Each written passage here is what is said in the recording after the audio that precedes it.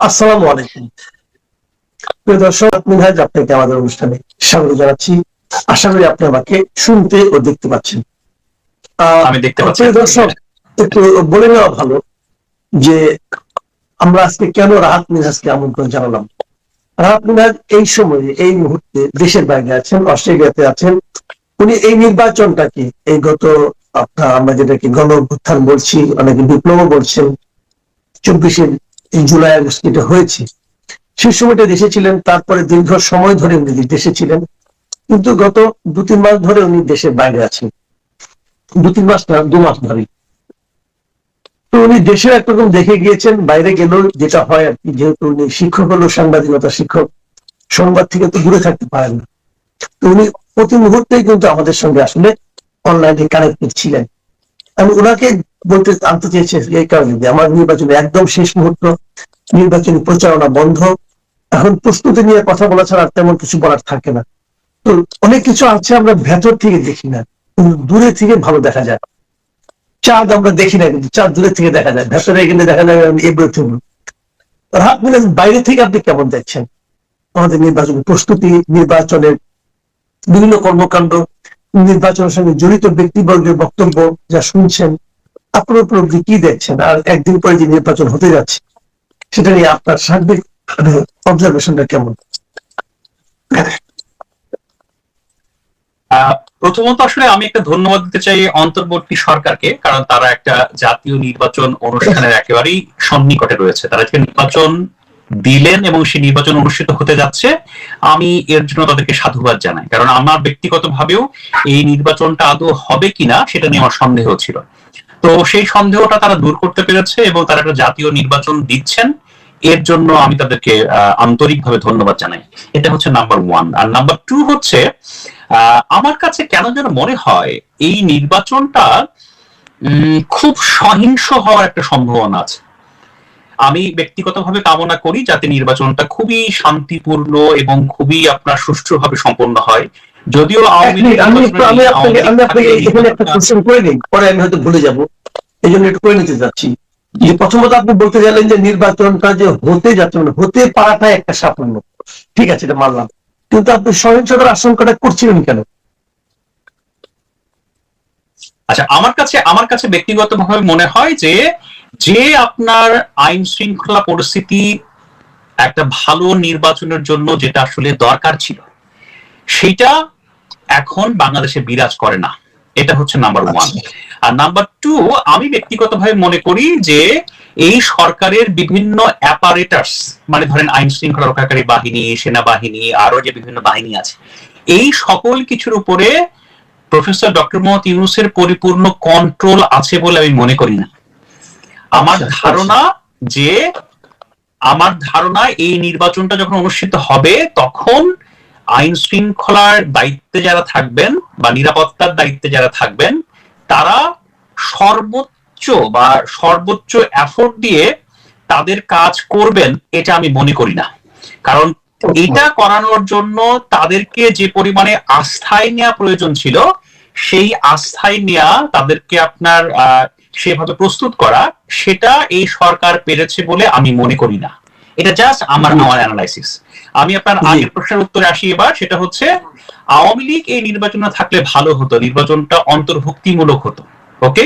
কিন্তু আবার আওয়ামী লীগের তো নিজস্ব পাপও খুব কম নয়, কারণ আওয়ামী লীগ 2024, 2018 তারা একেবারেই আপনার এককভাবে নির্বাচন করেছে, অন্যান্য দলকে আসতেও দেয়নি, নানা প্রতিবন্ধকতাও তৈরি করেছে। তার মানে হচ্ছে আওয়ামী লীগের প্রতি আমরা বলছি আওয়ামী লীগ থাকলে ভালো হতো, কিন্তু এটাও মাথায় রাখা প্রয়োজন যে 18 এবং 24-এর ইলেকশনটা তো আওয়ামী লীগ অনেক খারাপ করেছে। যদিও 14 ইলেকশনটা তো বর্জনই ছিল এক ধরনের, বলা যায় আর কি। সো নির্বাচনটা হচ্ছে আওয়ামী লীগ সহ হলে ভালো হতো। আর আমি ব্যক্তিগতভাবে মনে করি এই নির্বাচনে ভয়াবহ রকমের আপনার রক্তক্ষয়ী সংঘাতের শঙ্কা আছে। এটা ভালো কিছু নয়। আমি আশা করি এই সংখ্যাটা বাস্তবায়িত হবে না। আপনি এই ভয়াবহ সংঘাতে যে আশঙ্কাটা করছেন, এই আপনি আইন শৃঙ্খলার কথা বললেন যে তাদের সেরকম প্রস্তুতি আছে বলে আপনার কাছে মনে হয় না, এটুকু আমি মানলাম। কিন্তু সংঘাত যেটা হওয়ার কথা ভাবছেন আপনি, সংঘাতটা করবে কি? সংঘাতটা হবে কেন? তা কি আপনার কোনো চিন্তা আছে যে কে করতে পারে সংঘাতটা, কার কারণে হতে পারে, কি কারণে হতে পারে? আচ্ছা, আমি আপনাকে খুব সহজ করে বলি। দেখেন, আমরা আপনার আমার দেশ বাংলাদেশকে নিয়ে আমরা অনেক গর্ব করি। বাংলাদেশকে নিয়ে আপনার আমার নানাবিধ আপনার ভালোবাসা আছে, আবেগ আছে, হ্যাঁ। কিন্তু একটা কথা মনে রাখা প্রয়োজন, আমাদের গণতান্ত্রিক সংস্কৃতি কিন্তু খুব একটা উন্নত নয়। কেউ একটা নির্বাচনে হেরে যাচ্ছে, মানুষের মতামতকে কেউ মেনে নিয়েছে এবং মেনে নিয়ে অন্যকে শ্রদ্ধা জানাচ্ছে, এটার চর্চা কিন্তু বাংলাদেশে খুব কম। এবং আপনি খেয়াল করে দেখেন, দুইটা যে বর্তমান বিবদমান যে দুইটা বড় পক্ষ, আমি যদি বলি বিএনপি এবং জামাত, তারা যেরকম মারমুখী অবস্থানে আছে, আমার আমি আমি আমি খুব জানি না তারা তারা নির্বাচনে যখন একটা প্রার্থী যখন হারবেন, যে নিশ্চয়ই তো সবাই তো আর জিতবে না, দুইজনে তো জিতবে না, একজন তো জিতবে কোনো একটা আসবে না, তাই না? অথবা একটা দলই জিতবে। তো যে দলটা জিতবে সেই জেতাটা মেনে তারা নেবেন কিনা। আরো ভয়ঙ্কর বিষয় হচ্ছে, যদি কোনো পক্ষ মনে করে তারা নির্বাচনে হারছে এবং নির্বাচন তারা এখন ভণ্ডুল করতে চান, এবং তার জন্য তারা যদি শক্তি প্রয়োগ করেন, তার জন্য তারা যদি সহিংসতা করেন, সেই সহিংসতা ঠেকানোর জন্য আইন শৃঙ্খলা রক্ষাকারী বাহিনী বা নিরাপত্তা বাহিনী অনেক বড় বল প্রয়োগ করবে বলে আমি মনে করি না। তো ফলে ফলে আমার আমার শঙ্কা আছে যে এই নির্বাচনটা খুবই সংঘাত মুখর, এমনকি বাংলাদেশের ইতিহাসে সবচেয়ে সংঘাত মুখরও হলেও হতে পারে, যেটা আমি কামনা করি না। আমি আবারও বলছি, আমি অন্তর থেকে চাই শান্তিপূর্ণভাবে নির্বাচনটা হোক, শান্তিপূর্ণভাবে একটা সরকার গঠন হোক, শান্তিপূর্ণভাবে ক্ষমতা হস্তান্তর হোক, কিন্তু সেটা নিয়ে আমার শঙ্কা। যদি সেরকম কিছু একটা হয়, আমি ধরে নিচ্ছি আপনার, আমি নিজে আশা করি এবং আমি প্রত্যাশাও করি, প্রার্থনাও করি যে আপনার এই সংখ্যা মিথ্যা প্রমাণিত হোক, কিন্তু তারপরে আমি ধরে নিলাম কথার কথা যে আপনার এই সংখ্যাটাই বাস্তবে দেখা গেল। ধরেন একদল ভাবছে যে আমরা নির্বাচনে নিশ্চিত জয়, কিন্তু ফল তাদের বিপক্ষে গেল। অথবা একটা বাস্তবতা তৈরি হয়েছে যে সরকারের পক্ষ থেকে আগে বলা হয়েছে যে এবার নির্বাচনে ফল প্রকাশে দেরি হতে পারে। এটা বলে কি সেই সংখ্যাটাকে একটু বাড়িয়ে দেওয়া হয়েছে কিনা আমি জানি না, এবং এটা হয়তো একটা পটভূমি তৈরি হতে পারে। কিন্তু আমার প্রশ্ন অন্য জায়গায়। আমার প্রশ্নটা হলো, যদি সেই ধরনের সংঘাত হয়, তারপর তাহলে কি হতে পারে? আমাদের দেশে গণতন্ত্র বলেন, আমাদের দেশের পরবর্তী সরকার গঠন বলেন, অথবা আমাদের দেশের পরবর্তী মানুষের জীবনযাপন বলেন, তার উপর এটি কিরকম প্রভাব ফেলতে পারে বলে আপনি মনে করেন? না, প্রথমত দেখেন, আমরা আমরা কিন্তু খুবই নাজুক একটা পরিস্থিতিতে আছি। আমাদের দেশের গণতন্ত্র, আমাদের দেশের অর্থনীতি, আমাদের দেশের সামাজিক সংস্কৃতি, আমাদের সমাজের মধ্যে যদি বলেন অতি প্রতিক্রিয়াশীল গোষ্ঠী, নানা কিছু নিয়ে কিন্তু বাংলাদেশ একটা বড় ধরনের সংকটের মধ্যে আছে।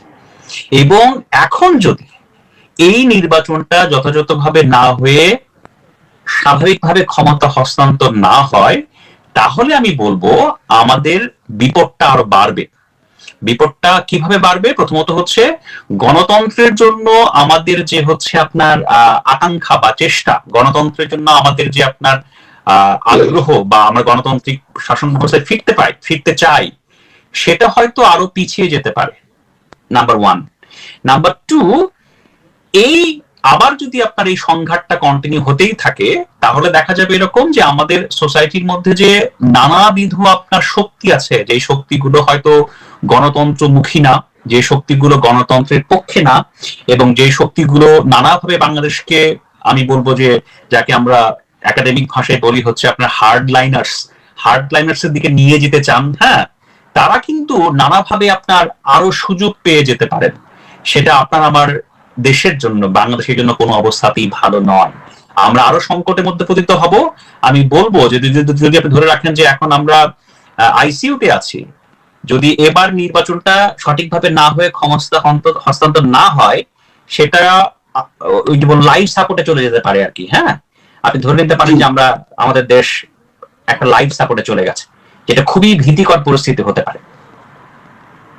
আচ্ছা, একটা কথা আমি আলোচনার সেটি চলে এসেছি, সেটা হলো আমি একটু আপনাকে আমি নিজে একটু কল্পনায় যাচ্ছি এবং আপনাকে একটু কল্পনা হওয়ার জন্য অনুরোধ করবো। এটা হলো দুটো অপশন। একটা হলো যে আমরা তো জানি যে এই নির্বাচনে হয় বিএনপি জিতবে না হয় জামাত জিতবে। জামাত একটা ভালো অবস্থানে এর মধ্যে তারা নিজেদেরকে নিয়ে আসতে পেরেছে, মানে মূলত একতরফা নির্বাচন ভাবছে না জামাতে একটা ভালো প্রতিদ্বন্দ্বিতা তৈরি করবে। হাইপোথেটিক্যালি আপনি ধরেন যদি বিএনপি ক্ষমতায় যায় এবং জামাত যদি হাড্ডাহাড্ডি একটা লড়াইয়ের মধ্যে থেকে একটা সম্মানজনক আসন পায়, কি হবে?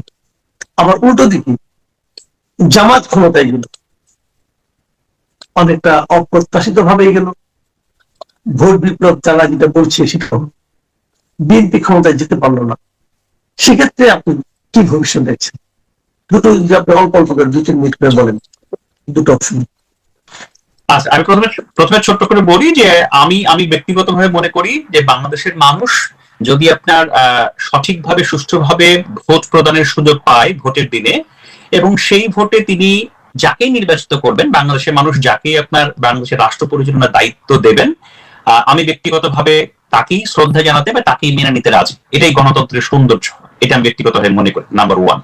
প্রথমত, যদি আপনার বিএনপি সরকার গঠন করে, যদি ধরেন তারেক রহমান সাহেব যদি প্রাইম মিনিস্টার হন, আমি ব্যক্তিগতভাবে মনে করি যে তারেক রহমান সাহেব প্রাইম মিনিস্টার হওয়া মানেই হচ্ছে বাংলাদেশ 6 মাসের মধ্যে সুইজারল্যান্ড হয়ে যাবে না, বাংলাদেশে একদম শান্তিপূর্ণ পরিস্থিতি চলে আসবে তা নয়, রাতারাতি কোনো পরিবর্তন হবে না। একদিন পরে নির্বাচন, আপনারা সবাই ভোট দিতে যাবেন, শান্তিপূর্ণভাবে ভোট দিবেন এবং অপেক্ষা করবেন আপনার দেওয়া ভোট কাকে নির্বাচিত করলো কাকে নির্বাচিত করলো না সেই ফলাফলটা আপনি শান্তিপূর্ণভাবে জানবেন।